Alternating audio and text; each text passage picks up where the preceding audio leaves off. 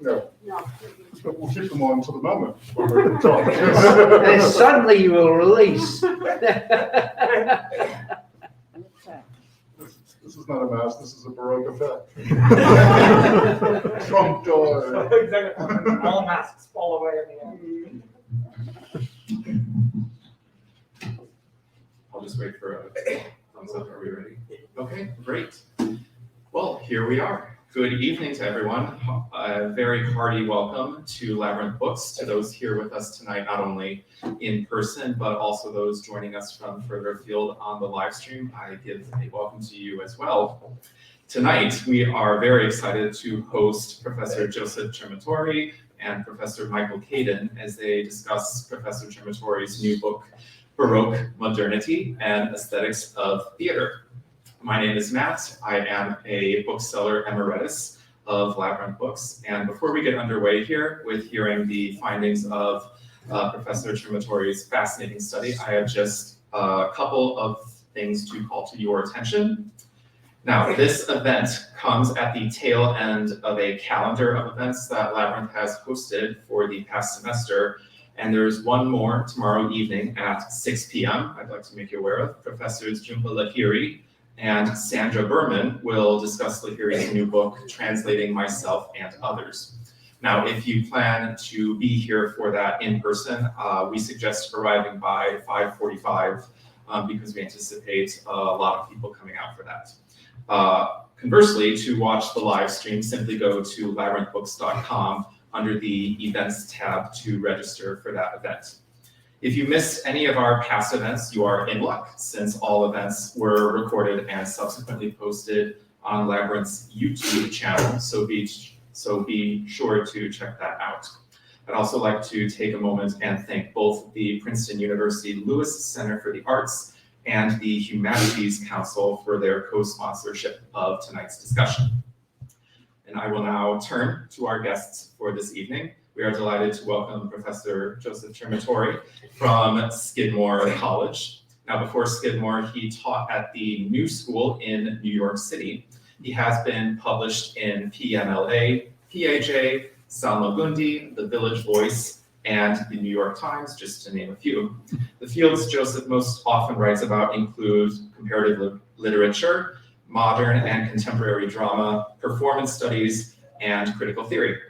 Joining him in conversation is our very own Princeton University's Professor Michael Cadden, senior lecturer in theater, and Professor Cadden has also served as chair of the Lewis Center for the Arts from 2011 to 2019 and is currently in his 35th year of teaching at Princeton. Good. Congratulations. Longer, actually. It's 30, I think we're at 37 now. 37. Never believe the website.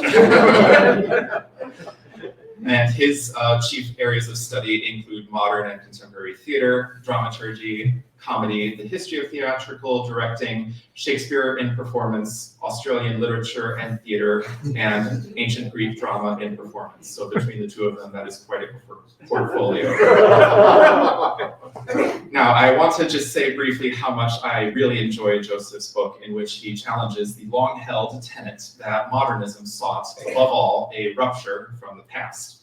Using Thornton Wilder's little-discussed interest in Baroque performance and art as a starting point, he explores other modernists in history, including Mallarmé, Benjamin, and Stein, who shared a similar interest in the Baroque.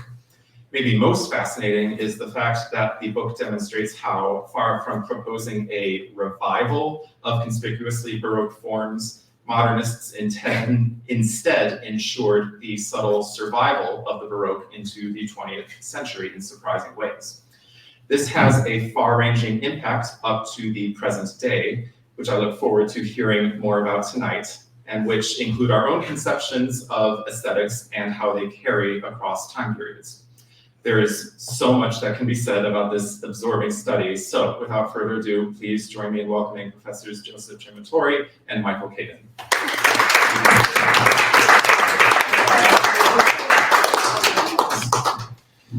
I'm on. Hello, so welcome. Thank you so much for coming out this afternoon. And for those of you who are zooming in for most appreciative. And so it's my sort of great joy to be here sort of with Joe. Have you officially graduated all the way to Joseph, or is Joe just fine? Joe is just fine. Okay, you're never sure, so you don't want that sort of misname. So Joe was a student at Princeton, sort of, who graduated in 2005, an English major, a certificate student in what I think we were still calling the program in theater and dance. Very active in the theater community at the time, and I'm going to ask you a question about trajectories. Sure. Sort of, and intellectual, artistic trajectories. So, sort of, I remember you, of course, partly as a director, and the two things that came immediately to mind were a production of Shakespeare's Titus Andronicus, perhaps inspired by Artaud's work, and then your senior thesis production of Sarah Kane's play 448 Psychosis, right? And I wonder if sort of there is sort of any way that you tell the story of yourself to yourself that includes those two directorial projects, sort of, this book. Oh my goodness. I have to say, I kind of wondered whether you were going to ask me a question like this, Michael. Let me buy myself some time. And first start by thanking the staff of Labyrinth Books. It's been one of my favorite. First, when I was here, it was Macabre Books, but then when I went to get my master's degree at New Haven, there was a Labyrinth there, and when I found that this was going to become a Labyrinth, I was so thrilled. Thank you for that wonderful introduction and for the invitation to come. And it's just such an honor to be back at Princeton, one of my favorite places, and to be talking to you, Michael.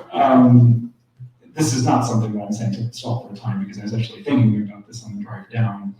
I'm going to say something that might make Michael blush for a moment, but I hope in a good way.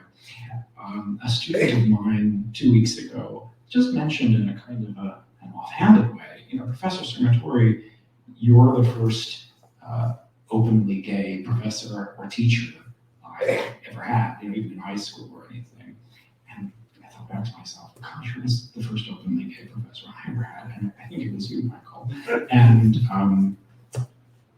I say that for a few reasons. One, because there are odious workings afoot in the country trying to get us to not say things about sexuality or gender or things of that kind. So I want to make sure I say that. But also because in many ways, I remember being in your modern drama class and just thinking you made some amazing quips about Olga in Three Sisters. And I remember thinking, Professor Cadden is so smart and witty and sharp and intelligent and knows everything.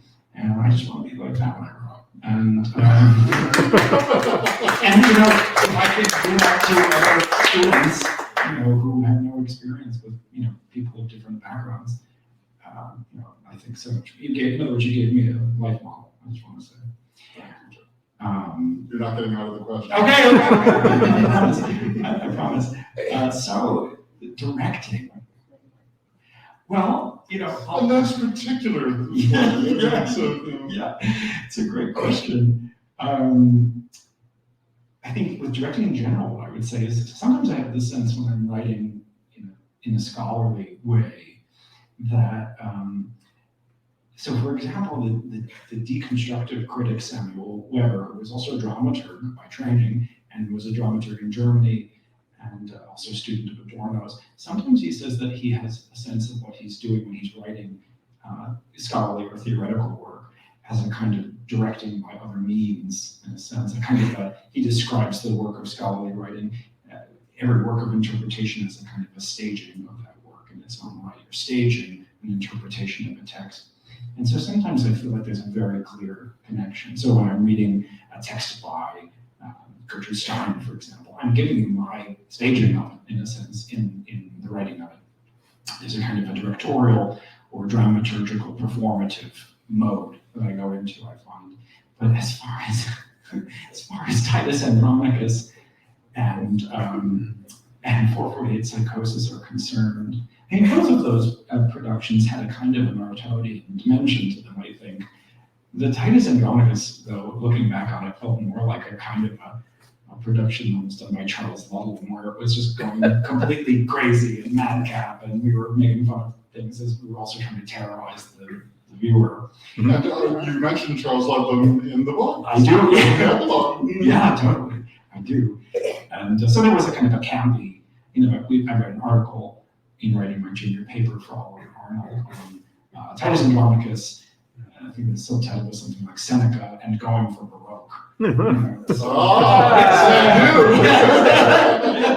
Yeah, so I think that, from early on, I don't know, I had an interest in forms of theater that kind of exceed the threshold of what the audience might be expecting. I was taking voice lessons with Sarah Pelletier, who was here in the audience. I was interested in classical music and opera. I was interested in these forms of theater and theatricality that kind of can overwhelm or elevate or render ecstatic the viewer in a way. So I definitely think there's some connection there of one kind or another.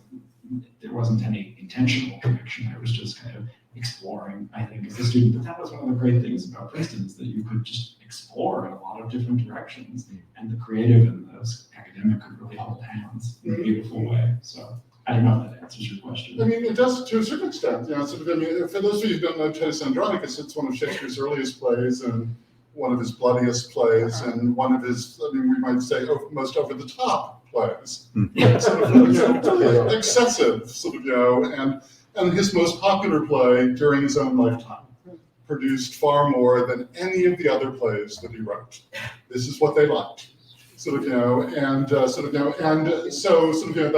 kind of over-the-topness, was in such contrast to then how you did 448 Psychosis, which was so, we'll come to your description of minimalism and Fried's, critique of Donald Judd's work or whatever. Yeah. But there was a white box just sitting behind the walls of the box, peeking in at what was going on stage. That was, I think, without furniture, and three people, and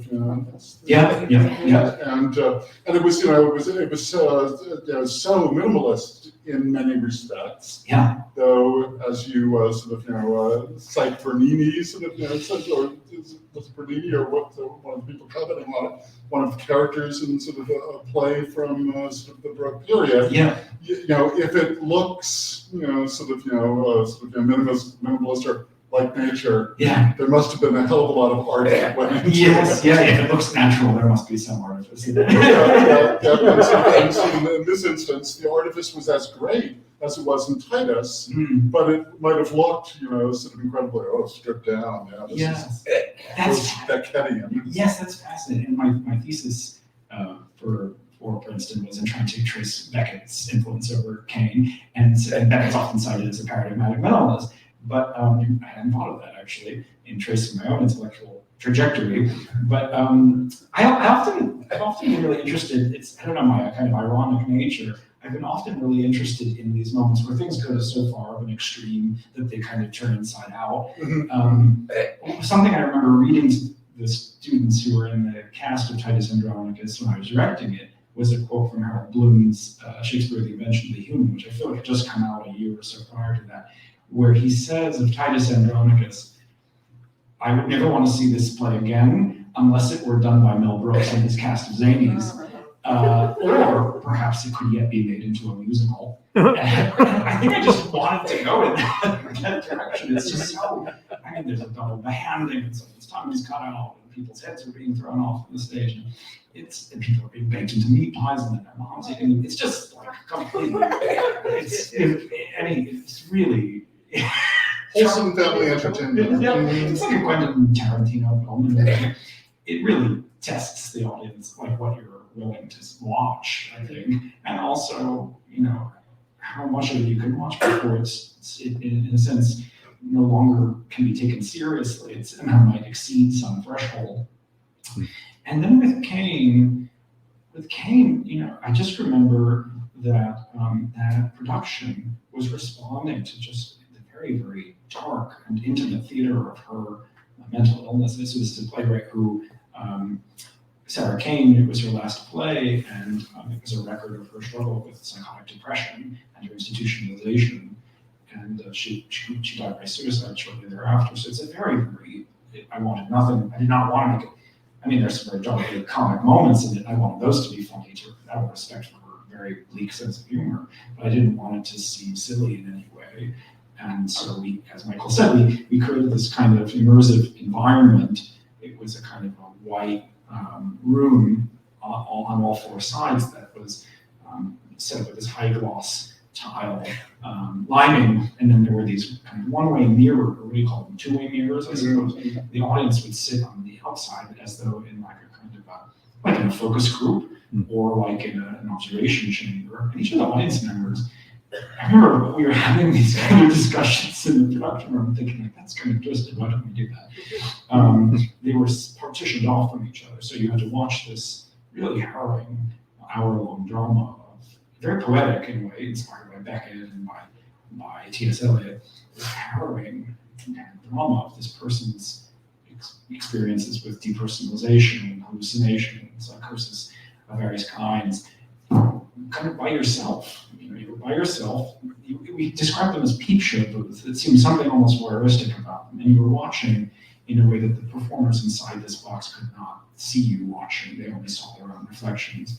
So that was a very different kind of production. But I mean, I also feel like you have to suit the approach to the text and to what you're going to do with it. But now the one thing, and forgive this rather personal sort of intro to the subject matter we're going towards, but you have to understand that the text is simply lines in a row. There are no characters, right, that are designated, so you could have as many or as few characters as you wanted. There are no stage directions. There is nothing that even really identifies it as theater, except she called it a play, Right. like Gertrude Stein Right. before her, Right. and so everything that Joe's describing was not some kind of weird directorial choice, right? So if you had to come up with something, you had to visualize it. Right. It's a very open text in that way. It really gives the interpreters a lot of latitude for how they want to stage it, and it also takes place on the page. The kind of mise en page of it is very beautiful. It's like the lines kind of create these kind of interesting, almost like concrete poetry, like shapes upon the page. And that was, so then you're, as a director, you're saying, well, how do I help the audience imagine something like that? Or how do I help them feel something like that? Or what does it mean if it looks like this? So, but that's also not only Stein, that's Mallarmé too, so that connects to the book as well. So there may have been, I think there probably were some real seeds that were planted early on, for sure. And when you talk about Fried sort of not liking theatricality, in art, it is about sort of making the audience aware of its spatio-temporal relation to the work, and that's what your set was really all about. Yeah, that's true. That's true. In a sense, I think what I wanted in that production was for the audience to be very aware of the fact that they were watching while they were watching, which is Michael Fried's big anxiety about art. He calls art theatrical when it does that. You want to kind of lose yourself in the absorptive image. And in theater, that's not what it's all about. It can do that sometimes, the theater, that you're imagining that you're in this, scene in someone's house, for example. But the theater has a lot of other capacities as well, and it seemed a shame to kind of not take advantage of them. So now we'll back into the book. And so you've heard a little bit about sort of how it's broken down. Joe, you might want to sort of say it's what work basically focusing on work written between 1875 and 1935. Yeah. And so a chapter, and then kind of famous modernist artists in relation to this word, this category, this who knows what, called the Baroque. And with Nietzsche being the focus of the first chapter, and especially in relation to Wagner's operas. Mallarmé, the focus of the second chapter, especially in relation to, Racine's Phèdre. The third chapter devoted to Benjamin's origins, The origins of the German Trauerspiel. sort of a 17th century form of German drama. And then a fourth chapter on Gertrude Stein and Virgil Thompson's sort of collaboration for Saints in Three Acts in relation to the miracle play. Yes, You know, so it's modernists that were doing things that on the face of it you wouldn't necessarily connect to the received view of modernism. Right. So Right. So the idea behind the book was I think I was just getting a bit tired or just confused by some of our received definitions of modernism. One of them particularly being Michael Fried's very influential definition of modernism as being anti-theatrical, which has had an influential, that's been a very influential take that has shaped how modernist studies of the drama have gone as well. And I think I just remember reading a number of Fried's writings and some of Fried's interpreters and thinking like, but that seems odd to me because there seems to be a very pro-theatrical, or at least an ambivalent theatrical side to modernism. And then the more I thought about it, I think a lot of our received definitions of modernism, often it seems to me that they've come from architecture, like kind of Louis Sullivan and functionalism, that the form must ever follow function.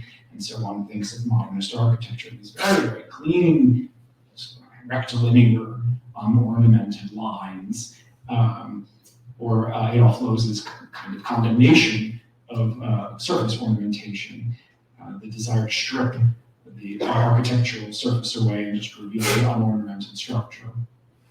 I think a lot of our definitions of modernism have come from ideas that the modern means it's functional or it's futuristic. The futurists had a whole kind of opposition to the past, the kind of anti-passatismo of the Italian futurists is what I'm thinking of, or that it's, whether it's Fried or someone like Clement Greenberg said, that modernism means that there's a purity of medium, that each of the arts has to seek out what makes it specifically painterly. So with, for example, modernist painting, there's a pursuit of flatness, it's seeking out the purity of the painted medium. It's flat in a way that sculpture is not. That seemed to me strange because I thought, gosh, in the theater, with modern theater, for example, with Wagner, what we see instead is a kind of an attempt to unify rather than separate the arts. So something about the way we were kind of developing our narratives of the modern in theater seemed insufficient to me. And at the same time, this is also probably my Princeton background, I was getting involved in, we did a Baroque opera my junior year or my sophomore year, I was learning about Handel, for example, I had a lot of friends who were involved in Baroque opera at Princeton, I was taking classes, and it just seemed like there was this whole very interesting thing going on. I was taking classes at the Yale School of Drama on 17th and 18th century theater, Restoration comedy. It seemed like this very, very interesting thing going on in the Baroque. But in English departments, like the one I was a student in and the ones I teach in now, there's not a very robust rhetoric of Baroque literature. We still talk about Renaissance drama or Renaissance literature, or we have a kind of a succession of different micro moments, for example, like Elizabethan, Jacobean, Caroline, on and on, Interregnum, for example. The 17th century doesn't strike the historian of English literature as a unity, really, because there's a whole break right in the middle of it. And I just as I started learning more kind of historiographically, it became clear that this whole concept of the Baroque emerges around the same time as modernism in the theater. When in the book I use the term Baroque, I borrow it from music history. In musical historiography, it's usually reserved to mean the period between, say, 1600 and 1750. It usually is bookends, say, the birth of opera in early 17th century Florence and Mantua, all the way to the death of Bach and Handel. I borrow those dates, but the conception of that period from 1600 to 1750 as Baroque is something that didn't really emerge until about the 1870s. So that term is coming to an existence in art history, in aesthetics, and it's coming into existence at the same time as there's this emergence of modernism in the theater. And the way the story was being told, it just seemed like these two things were happening simultaneously. But the more I looked at it, I was like, Nietzsche's one of the first people to start using the term Baroque, and he's also going to the theater, and he's also watching Wagner's operas, and he's saying, oh, Wagner is the return of the Baroque. And what does that mean? Because Wagner's music sounds nothing like Handel's. So how am I supposed to understand that? So the book, in a way, kind of grew out of some very practical, I don't know, kind of almost naive questions. What's the relationship between this unfolding conversation happening in art history and aesthetics and the fact that the theater is also developing in different ways at the same time? So, and then as you said, there's a chapter on Nietzsche and his very vexed relationship with Wagner. There's a chapter on Stéphane Mallarmé and his relationship to theater, but also to the French ballet de cour. There is a chapter on the German Jewish Marxist philosopher Walter Benjamin and his failed postdoctoral dissertation on German 17th-century tragic drama. And then there's a chapter on Gertrude Stein and Four Saints in Three Acts, which a friend and colleague of mine once just recently referred to as a delightful chaser to the three chapters that go before. So, so that's the structure of it. Yeah, so Joe points out in the book that the word Baroque was never used during the period that it supposedly describes, right, in relation to a work of art. And so talk about sort of actually the origins of the word sort of itself, and then why did it pop up when it did in relation to art? It's a great question.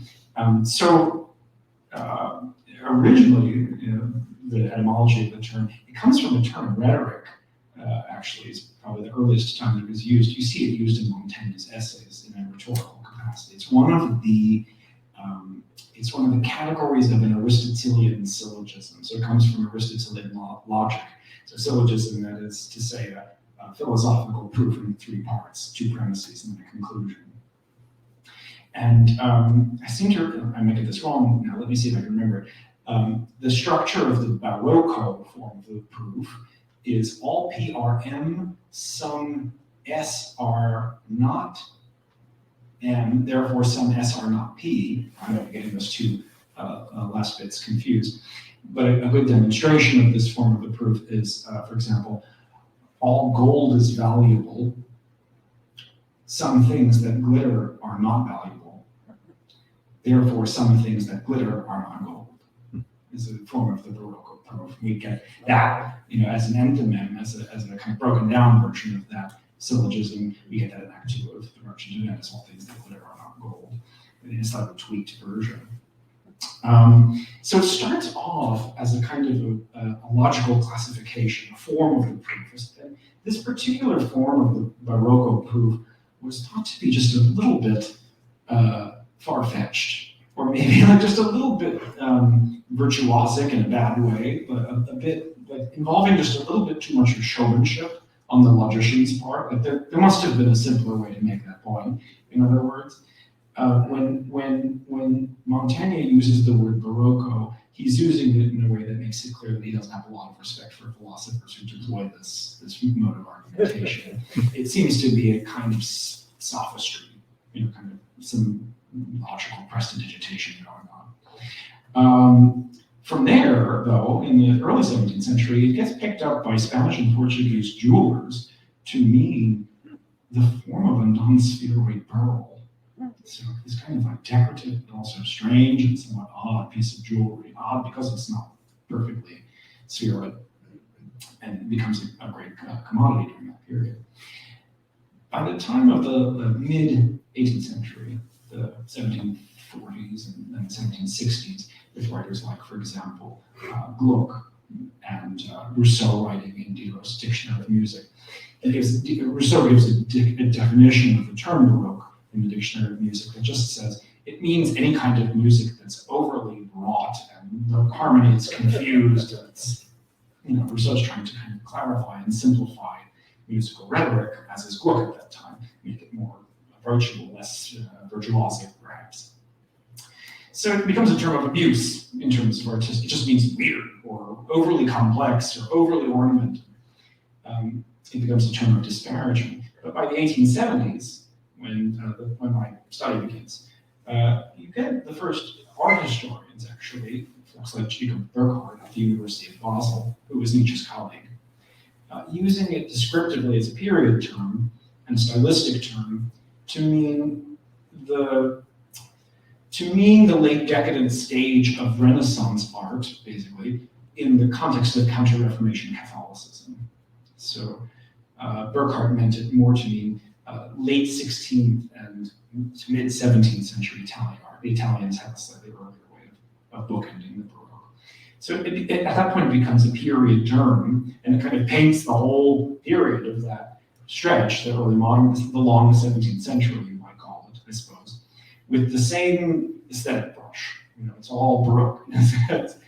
I think today we would ask, like, well, is it all, what is Rubens the same as Rembrandt? You know, how are these all the same phenomena? But, you know, during this 1875 to 1935 period that I'm exploring, although this was controversial, it was also accepted as an art historical classification. And just tell the story about sort of your discovery of the Thornton Wilder essay, which sort of involved some archival work and and was for you, I mean, it was kind of the lynch. I mean, it seems to have been sort of the seed of sort of, what the structure of the book might become. Totally, yeah. Well, I was researching at the Beinecke Library. I was doing research on Gertrude Stein in search for a viable dissertation topic. And I thought, you know, Stein and Wilder were friends. I should just cross-reference the Wilder binding aid. And there was in Wilder's papers at the Beinecke this essay called, just an essay on the Baroque. And so I had it paged. This is many years ago now. So I didn't have the opportunity to really explore it until much more recently. I had it paged, and it spans 25 handwritten pages in one of sort of Wilder's personal journals. The same journal where he wrote the first scenes for Our Town, circa 1935, summer 1935. But it had never been published, and that struck me as odd. And it's a very, very wide-ranging essay, perhaps lecture is what I actually think it's more likely to have been. Lecture on intellectual historical topics. And I think it must have been around that same time, because at that time, Wilder, beginning to write Our Town, having already won the Pulitzer for The Bridge of St. Maurice Ray, he was an acclaimed lecturer at the University of Chicago, and he had just staged a student production of Handel's Xerxes, or Circe, at the University of Chicago with students and other faculty members. He had directed it, he translated the libretto, he sang in the chorus in the last act, in a big floppy pancake hat. And so I think he kind of fell into this kind of Baroque swoon, I think, honestly. And when you watch Our Town, there's a very tiny stage direction right at the center of that play. In the second act, as some of you might remember, is a wedding scene. And when the bride and groom enter the church for that very climactic wedding scene, the wedding processional is an organ reduction of the opening castrato aria from Handel's Xerxes, the Ombre mai fu of Circe, and it's played on the organ. And so it just struck me as curious that there's this kind of like there's this little Handel opera aria sitting like a Baroque gemstone right at the cosmic center of Our Town. And there's this whole essay about the Baroque and Baroque style. I have the sense that he and Gertrude Stein probably cultivated their interest in Baroque together by letters and so forth. There's a wonderful letter from Wilder to Stein from Salzburg, where he just writes to her, "Pleasure comes in all shapes and sizes, and it's now what I live for. For example, there are two Baroque polychrome archangels on the high altar of the Peterskirche here in Salzburg, and there imposes a flight and ecstasy that no human body could ever reasonably assume, and from now on, they're officially my definition of art." Capital A art. So I have the sense that, you know, they probably corresponded about these. I mean, she was working on Four Saints, and I just previously worked on Four Saints and Three Acts, so I don't know, I have the sense that they were correspondents about this. And Joseph talks in the book about sort of how sort of Wilder was a great enemy of realism, as it was usually defined in the theater, saying the sense of the marvelous finally left daily life and left its theater, but the Baroque, on the other hand, reminded us of the miracle. Oh, the title of the essay is The Baroque, or How to Recognize a Miracle in the Daily Life. And his argument is that, and the kind of parade case that he gives of Baroque theater and theatricality is the Jesuit theaters of Austria and Bavaria. He says, in the heyday of the Baroque, all of the great religious orders had these massive theaters, and they would stage scenes from the life of Christ. They would stage these religious spectacles at immense expense for the local dignitaries of the region. And as he puts it, there would be saints riding behind clouds, and there would be apotheoses and ascensions and hellfire and miracles happening on stage. He pays a great deal of attention to the special effects, how lavish and spectacular, hyper-theatrical that theater was.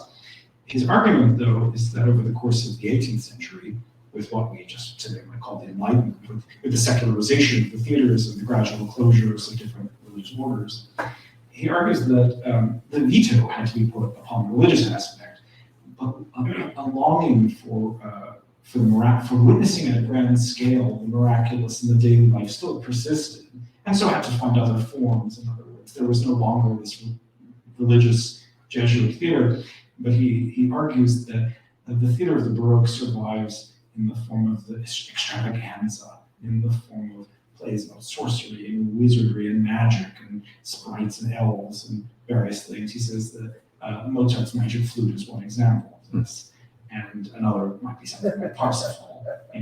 He says with Parsifal, it's not an accident that it was that Bayreuth was found in the Bavarian hills. So there's it's so interesting that moment when he says, the miraculous and the marvelous finally left the modern theater. He kind of gives a real dig at Ibsen and Chekhov and Strindberg and all of them, but he also really admired them too. So he's being polemical, but Looking at part of those artists' oeuvre and some not at other parts, perhaps. For sure. But the wonderful thing about this book is this extraordinarily suggestive book, and so you keep on looking up from it and making connections of your own. It is truly an interdisciplinary sort of book. And so as someone who chairs the Lewis Center, I'm glad to see all of our arts represented there. There's dance, there's theater, there's all forms of creative writing, wonderful artisan music, well represented. And the great thing it does is, it's probably reading too autobiographically, but it poses interesting questions that anyone who works within a university context regularly deals with in terms of how the art of the theater, fits with other histories of literary arts, visual art, and the like. So Joe talked about being in my class in modern drama. And I remember a colleague saying to me, "Oh, you're teaching Ibsen in your class in modern drama." And I said, "Yeah, it's kind of considered the father of modern drama." I challenged that language, but there you go. And then and then you have Sean. But they're Victorian writers. Of course, Ibsen wasn't even English, and what did he care about Queen Victoria? But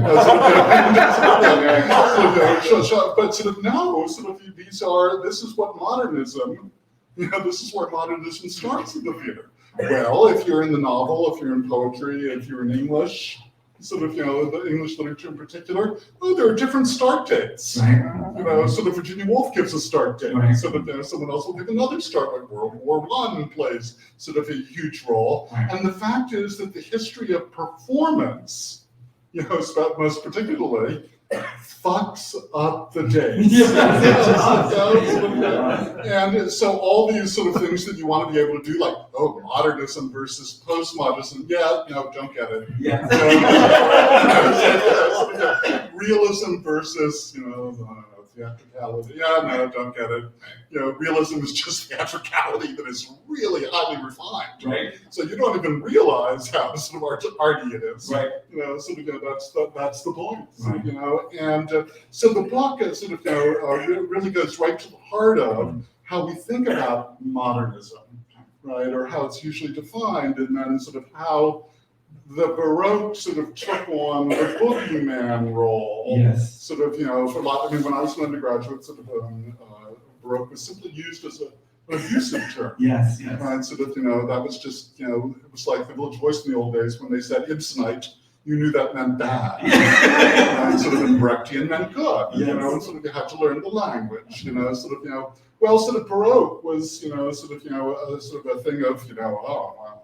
Just on a simple level. We've done sort of with that, but then of course, sort of you were out of the theater that night and you thought, I might call this Baroque, and I'm digging it, and so it's the joys sort of the Baroque, the miraculous of the Baroque, that you call attention to again and again in useful ways. And I guess as we're approaching Q&A, sort of I might ask you, so the book has an epilogue in the 1960s and 70s, which mentions some artists of that period, sort of largely queer artists, sort of, and you might talk a little bit about the relationship between the queer and the Baroque in the book, but like Jack Smith and Charles Ludlam, we've mentioned Robert Wilson, sort of, and the like.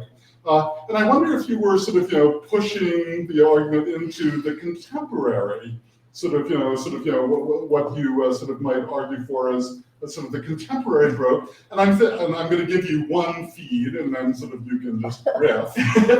Joseph was a contemporary of a woman at Princeton, or two artists that maybe I'll mention at Princeton, that have gone on to do amazing things in the theater world. One is a playwright named Brandon Jacobs Jenkins, right, sort of whose plays An Octoroon and I always have to think about how he pronounces it. Appropriate, which of course is a title that also could be read appropriate, right? And sort of many other plays. One might think of certain aspects of his work as sort of appropriate to your notion of the Baroque. And then there was a director at the same time, Liliana Blaine Cruz. Oh yes. And I mentioned her for a very specific reason. Which is yesterday Liliana was made a nominee for the Best Director Award, a Tony Award nominee, for directing Thornton Wilder's Skin of Our Teeth at Lincoln Center. Wow. Right, and one of the reviews said, the great thing about this is finally this play has received the maximalist production it deserves. Yes. And you talk about maximalism versus minimalism within the book, as with maximalism as one of the, quote, faults or virtues of the Baroque. Yes. So on the contemporary scene, oh my where does gosh, your mind go? there's a lot. I'm so intrigued. I hadn't thought of Brandon's work in this respect. I'd be so curious to know what he thinks. I'll have to send him a copy and ask him. Liliana, I've been in touch with recently because my next scholarly project is editing a new scholarly edition of Thornton Wilder's collected nonfiction, his essays and lectures. So I went and saw that production, which was marvelous. A very hard play, honestly. A play in which the world ends 3 times, basically, or maybe more than that, potentially. And they made some really bold choices with it, I think. It's just interesting, though. I just want to pause for a moment before trying to answer the question about the contemporary. To kind of just address the question about the different institutional lineages of these conversations. I think something that's particularly hard about theater studies and about drama and the history of drama is it's by definition, particularly how it's just developed in the modern academy, it's by definition comparative. Like it would be implausible to teach a class about modern drama without on some level bringing in Chekhov or Ibsen, that it's funny though, as I'm saying that, when I got to Skidmore, I shouldn't tell this story. When I got to Skidmore, somebody asked me, what are you going to teach on your modern drama class, And I showed them my syllabus, and Gertrude Stein was on the syllabus. This is a much older colleague, and they said, I guess it's good to have a woman on. I remember thinking, there's more than this one.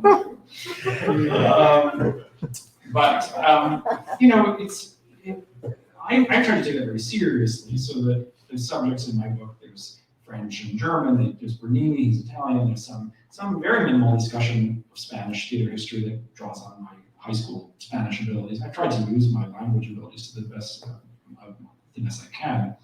But something about Baroque, I can remember while writing the Stein chapter, for Stein, the playbill of the Hartford Athenaeum premiere of Four Saints and Three Acts had a photographed copy of an image. It was Saint Teresa in Ecstasy by Bernini on one side of the page, so very clear Baroque citation there. And then a long selection of Richard Crashaw's hymn to Saint Teresa.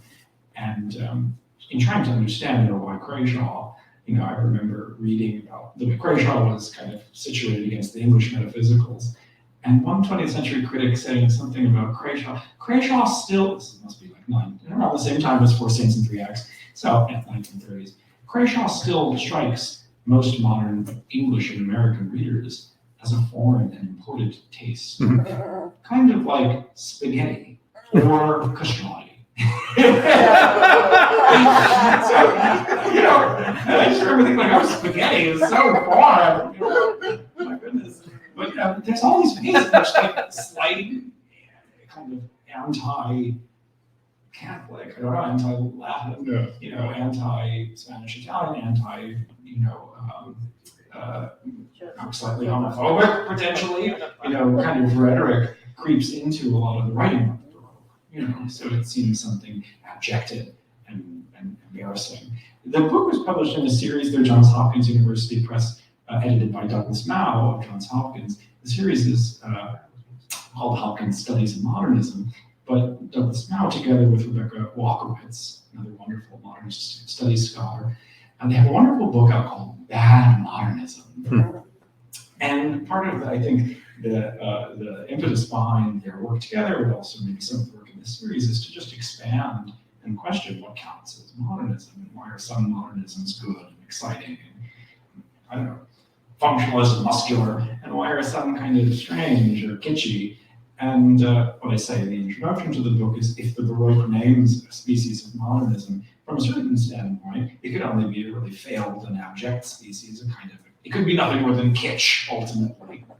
But I want to re-question that and ask, is it just kitsch? And how do we frame the modernism's often thought, 1890 to 1940, but what if we thought about it being as part of a much longer historical durée?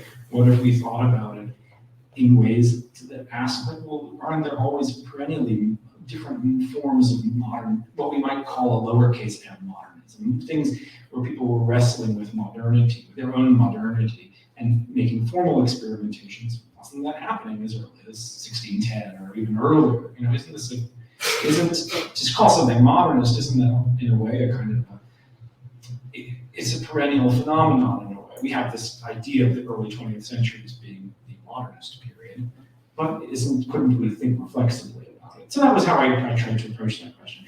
As far as contemporary Baroque artists are concerned, there's just part of the way this book came about was that I just started noticing that there were a bunch of artists, making work roughly after 1975, 1976, for whom this term seemed very important, whether they were using it themselves or critics were using it about them.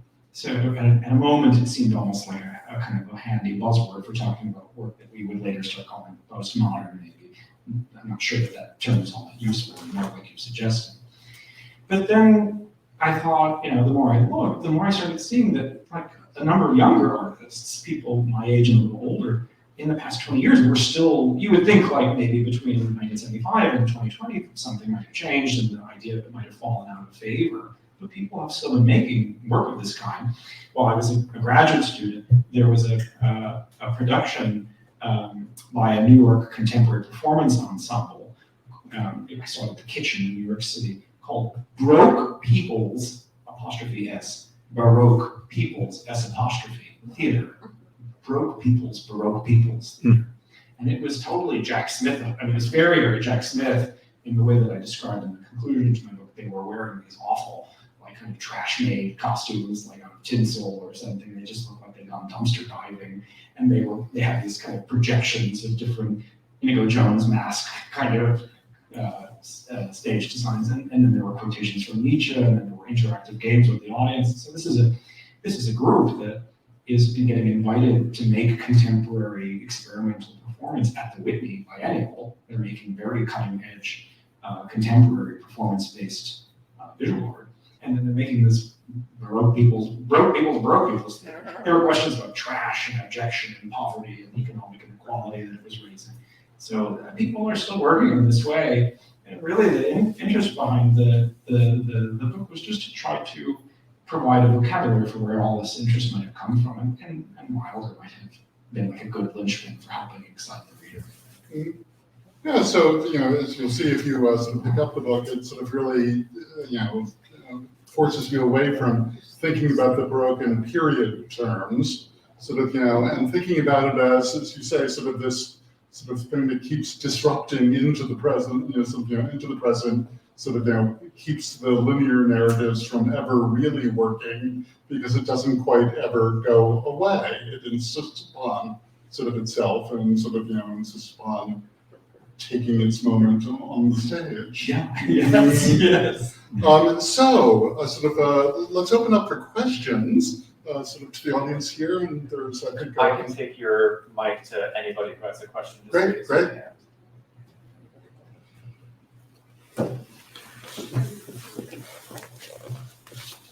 Yes. hand. One word that seems conspicuously lacking. Yeah, if you don't mind using the mic so online they can hear you. Okay, Oh, sounds good. sorry. Yeah. One word that I didn't notice in your book, I may have missed an instance of it, is mannerism. Oh, yes. And I wonder whether you could address mannerism as what Wiley Cipher called the missing term. That the periodization, Renaissance, Baroque, Classicism just didn't really work, that there was something happening there that needed to be accounted for, and that mannerism was the missing term. Yes. That's a wonderful question. Thank you for asking that, John. There's been endless debates about this. One of my favorite authors who's written quite extensively on the intellectual history of the term Baroque was the Yale comparative literary historian Renee Welleck. Yep. It was a wonderful, enormously helpful essay entitled The Concept of Baroque and Literary Studies, Yep. Literary History, something like that. And he introduces all these debates about mannerism versus Baroque, and where did mannerism take hold versus where did Baroque take hold. I mean, also bring up a question also, I think, about Rococo, mannerism, Baroque, Rococo. Right. Welleck makes the point by observing a number of other critics that mannerism seems to take greater hold in some of the kind of more Germanic countries for one reason or another as an art critical term, and that there may have certain elements of Gothic that suffused a lot of mannerist painting and sculpture, particularly in the more. It's not a term I deal with all that much. To the extent that I do deal with it, I adopt Welleck's, it's very convenient for me, I adopt Welleck's position that mannerism functions as a kind of an initiatory moment where Rococo functions as a kind of transitional, kind of, as Wilder says in that essay, he says that the Baroque was an orgy of bad taste and it fell into a decadence even unto itself called the Rococo. He means that in a positive way, by the way. But to me, I see there as being kind of a spectrum, I think, a long spectrum. One of the critics that I think I do depend upon most heavily is, oh goodness, I'm going to blank on it right now. 3 essays on style, not Irving Laban, but I'm blanking on the name now. I'll have to get it to you. No. I had to look it up for you. I'm embarrassed now because I depend upon it, so I blame the book. But You're repressing it. I'm exactly, it's a trauma. one of the influential arguments about mannerism is that it can be used in a way to kind of decenter someone like Heinrich Wolfland's opposition between Baroque and Classicism. Wolfland would want to say that the Baroque is this kind of later answer to and antithesis to Renaissance classicism. But this other critic, whose name I'm not remembering now, would say that's true, but also in the Baroque has its own form of classicism. There's a kind of if you look particularly at 1650s, 1660s, 1670s Italian and then French Baroque, it often follows a very highly classicized kind of formalism in painting. In France, I think in particular, you see that. Then you have the kind of mannerism as against the classicizing trajectory of some Baroque. So it's a very complicated kind of historiographical terrain. There's an essay by E.B.O. Borgerhoff that you may know. I don't. I'll send you the citation because my experience with the Baroque at Princeton as an undergraduate is very different from what you described. Oh, really? Yeah, Racine was the apogee of the Baroque as far as Borgerhoff was concerned.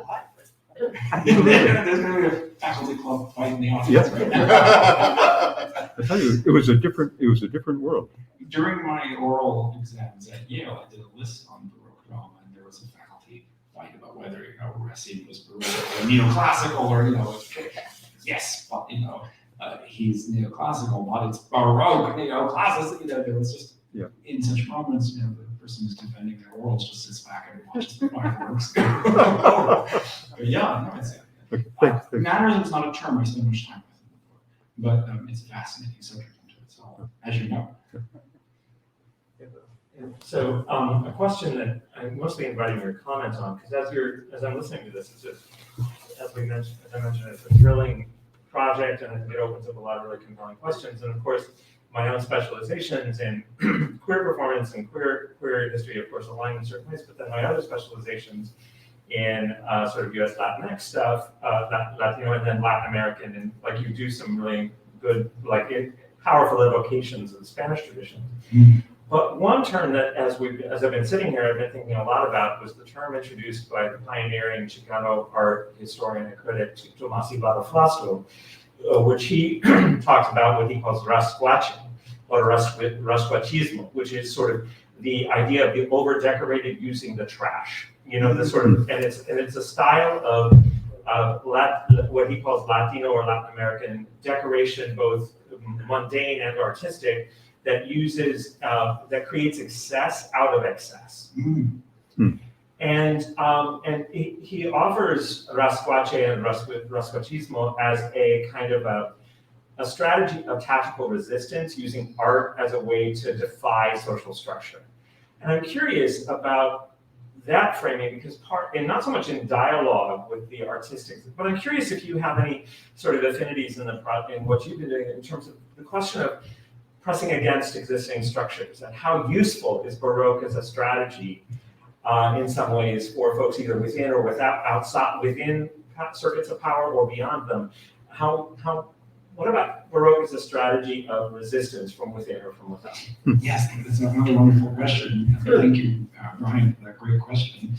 Part of what I try to do in the book is address this question, although I acknowledge it's a European reading list and it's a Eurocentric book in its orientation. I try to acknowledge my debts, for example, to authors like Bolivar Echevarria and to Edouard Glissant, and to a whole history of Latinx scholars writing on what was at one point in a very influential anthology called New World Baroques.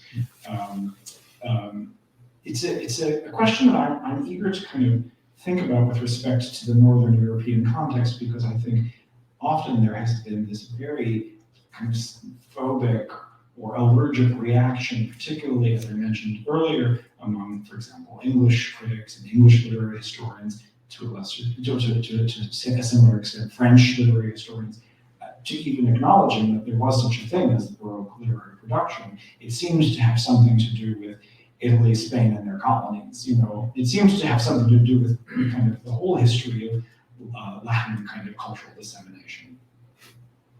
And what I try to do in the book is I try to show that there's a set of try not to be too dogmatic about this, but I try to show that there's dialectics in the Baroque that makes it useful both for the ideologists of, for example, the Counter-Reformation Church or the settler colonialist state. It has to do with what Stephen Orgel once called the illusion of power, demonstrating power's performative basis on a grand scale.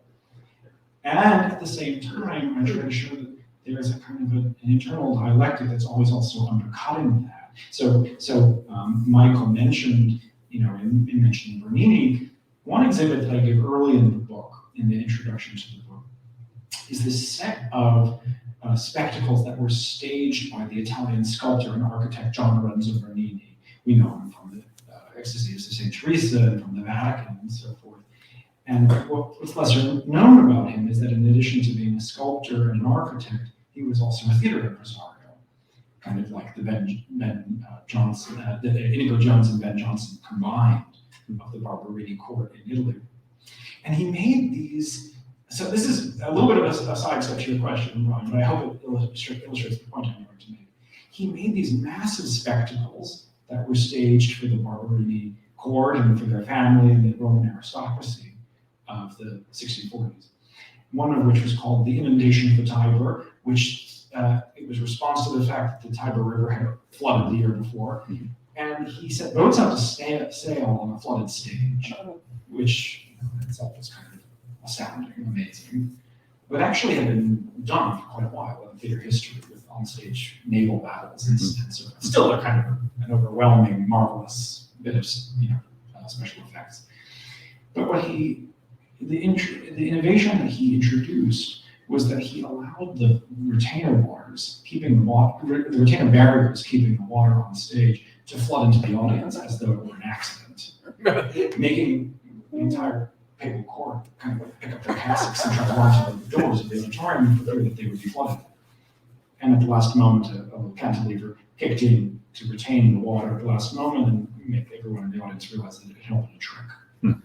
So he was quite adept at these scenes of overwhelming spectacle. And one, I think, with someone like Jones or Johnson, one gets the sense that that kind of theatricality could easily be put into the service of glorifying existing regimes. But in these other more small-scale performances, he was also like a caricaturist. He was very good at making very nasty portraits of powerful people. In these little performances that he put on in site-specific ways in his own foundry workshop, he would have these more intimate audiences. And the example that I give in the book that Michael mentioned is a famous performance of his where a little clown walks on stage and points to all of these. He's in this theater impresario's workshop, and there's all these stage machines lying around that are going to create the illusionistic effects of a flood or a fire happening on stage or some other massive, overwhelming spectacle. And he's showing the audience all of these machines, showing them the means of spectacle production. And he says to the audience, whenever anything looks too natural, don't believe it. There's got to be some artifice in it. So Bernini, what I try to show using that example is that there's both an instinct in this period, if Bernini is my avatar, towards astounding and overwhelming and impressing and subjugating, basically, the audience. But at the same time, the same practitioners who were doing that were also very, very comfortable and knew how to, in a way, puncture that illusion of power. And that, I spin that out in various ways across the chapters.